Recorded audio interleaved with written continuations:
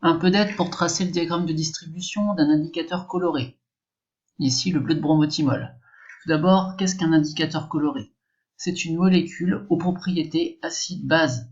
On va donc avoir affaire à un couple classique. À la différence des autres couples rencontrés jusqu'à présent en cours, ce couple peut interagir avec le rayonnement visible et donc l'absorber. Un indicateur coloré possède donc une couleur qui va dépendre du pH. Par souci de simplification, on notera la forme acide du couple H-IND, IND étant l'abréviation de indicateur, et H indiquant la présence du proton puisque c'est la forme acide. On notera la base conjuguée de l'indicateur coloré, IND-, IND étant en fait la structure de la molécule de l'indicateur coloré, et la charge moins provenant de la disparition du proton. Vous avez la formule topologique du bleu de bromothymol en fin de polycopier.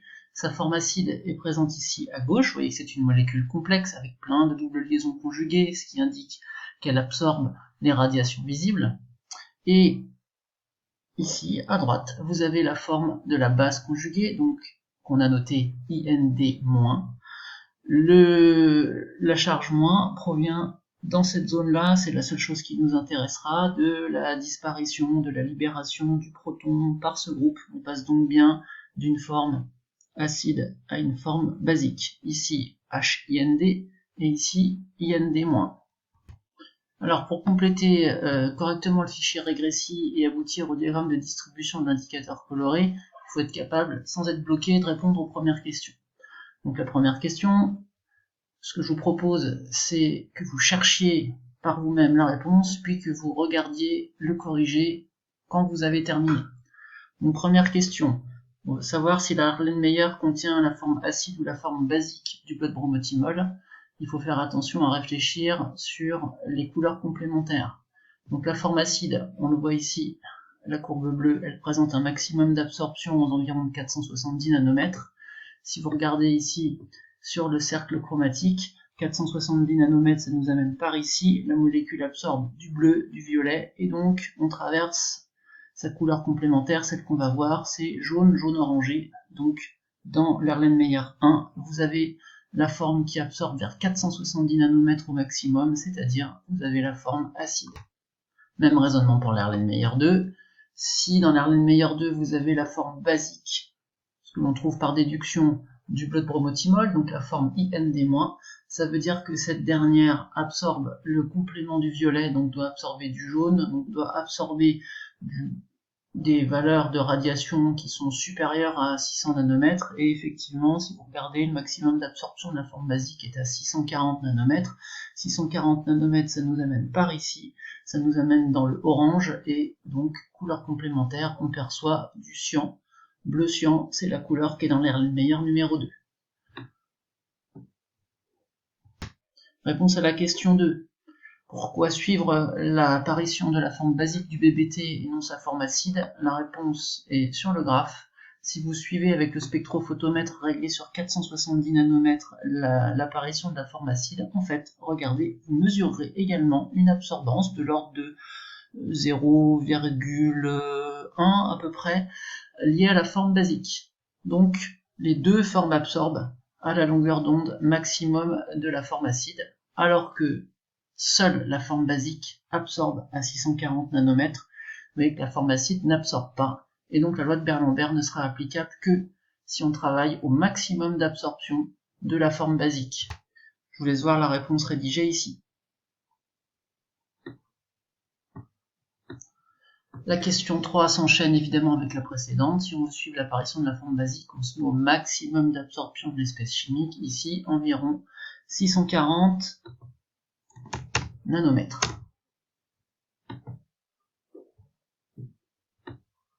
Alors le protocole expérimental, pour en prendre connaissance, nous vous engageons à aller regarder la vidéo dont le lien figure dans le fichier, qui va vous montrer l'échelle de teinte du bleu de bromothymol dans différentes solutions de pH croissant, du plus acide, le plus jaune, vers le plus basique, le plus bleu.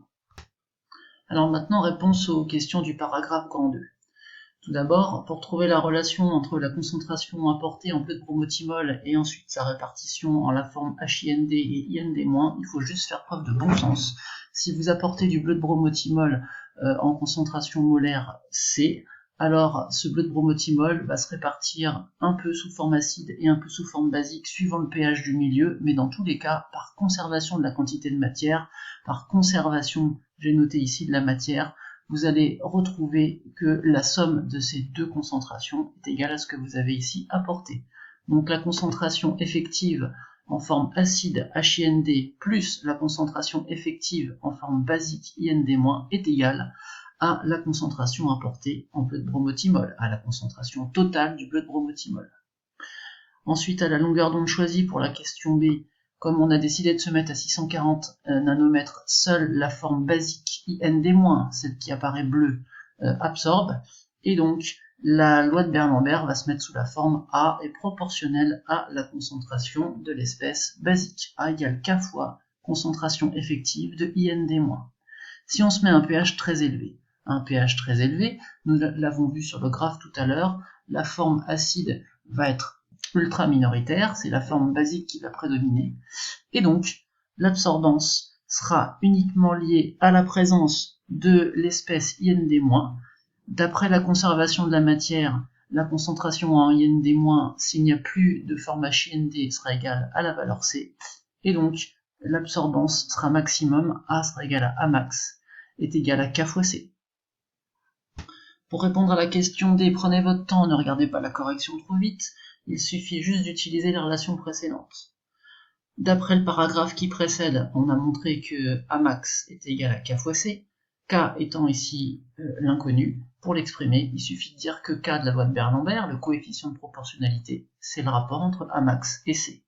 Une fois qu'on a fait ça, on a écrit K égale Amax sur C, on remplace dans la loi de Berlambert écrite pour l'espèce basique, l'espèce IND-, celle que l'on suit avec le spectrophotomètre, et comme A est égal à K fois la concentration en IND-, en remplaçant K par A max sur C, on obtient A égale A max sur C fois IND-, et donc en divisant par A max sur C, on trouve que la concentration effective en l'espèce IND-, ça va être la concentration totale en bleu de bromothymol C, fois l'absorbance mesurée par le spectrophotomètre, divisée par l'absorbance maximum. Ensuite, si on dispose de la valeur de IND-, ce qu'on rentrera dans régressie, pour calculer la valeur de HIND, il suffit de faire une soustraction. On sait que la concentration effective en HIND additionnée à la concentration effective en IND- est toujours égale à C.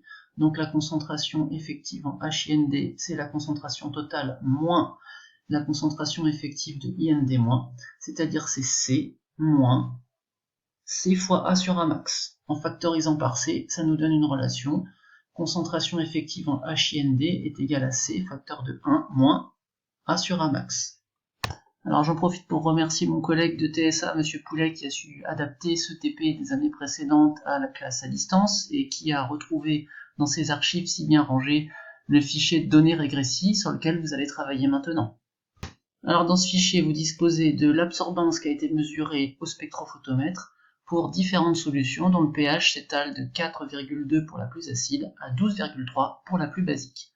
On remarquera avant de commencer l'exploitation que à un pH très acide, la forme basique étant inexistante, l'absorbance est nulle, puisqu'il n'y a pas d'espèce IND-, donc pas d'absorbance à 640 nanomètres, et que, conformément à ce à quoi on s'attendait, à un pH élevé, donc à un pH basique, la forme basique IND- prédominant, c'est elle qui va s'imposer et qui va faire augmenter l'absorbance. L'absorbance maximum dans ce TP est donc de 1,03 pour un pH de 12,3.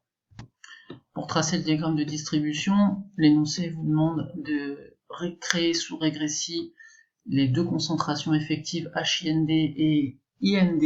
Alors IND-, attention, il ne faut pas taper le signe moins dans le nom, sinon ça ne fonctionne pas. Une fois que vous avez créé ces deux concentrations, vous suivez le texte et vous allez jusqu'au bout des questions. Alors petit rappel sous régressie, pour créer une grandeur, on clique sur Ajouter et on choisit une grandeur issue d'un calcul, une grandeur calculée. Ici on met son nom, donc pour la forme basique on va mettre IND, En commentaire, je vais rajouter forme basique. Encore une fois, on ne met pas le signe moins, sinon il le prend comme une opération, il va nous afficher un message d'erreur. Au niveau de la formule, dans le polycopier, ici, on avait montré que la concentration effective en IND-, c'était C, concentration totale en pleine bromothymol, fois A, absorbance mesurée par le spectrophotomètre, divisé par Amax, absorbance maximum, donc au pH de 12,3. La concentration C en BBT, elle est marquée dans l'introduction, c'est 3 fois 10 puissance moins 4 mol par litre, c'est marqué ici. Et l'absorbance max, elle est notée là, c'est 1,03 pour le pH le plus basique. Donc l'expression de la concentration effective en IND-, c'est C, donc 3 fois 10 puissance moins 4. On peut aussi l'écrire sous cette forme-là, ça va plus vite, avec le grand E comme sur la calculatrice, fois A divisé par Amax, et attention, à la place de Amax, on écrit la valeur numérique 1,03. Ainsi, la grandeur IND est créée. De la même façon, vous pouvez créer la grandeur HIND en utilisant comme formule celle qu'on a démontrée ensemble dans la correction précédente. Elle est ici, donc pour créer la grandeur HIND, vous ferez C facteur de 1 moins A sur Amax. Pareil, à la place de C, vous mettez 310 moins 4, à la place de Amax, vous mettez 1,03. Et quand vous avez vos deux grandeurs de créer non régressif, vous allez dans le graphe, dans le menu des coordonnées, et en suivant les instructions, vous choisissez d'afficher en abscisse toujours le pH dans le diagramme de distribution, mais en ordonnée, il faudra mettre l'espèce IND-, et dans un nouvel onglet, l'espèce HIND. Vous voyez, avec IND-, ça donne ça, et puis je vous laisserai faire tout seul l'espèce HIND. Ensuite, vous raisonnez à ce qui se passe à l'intersection des deux courbes pour déterminer, sur ce diagramme de distribution, le pKa du couple du bleu de bromothymol.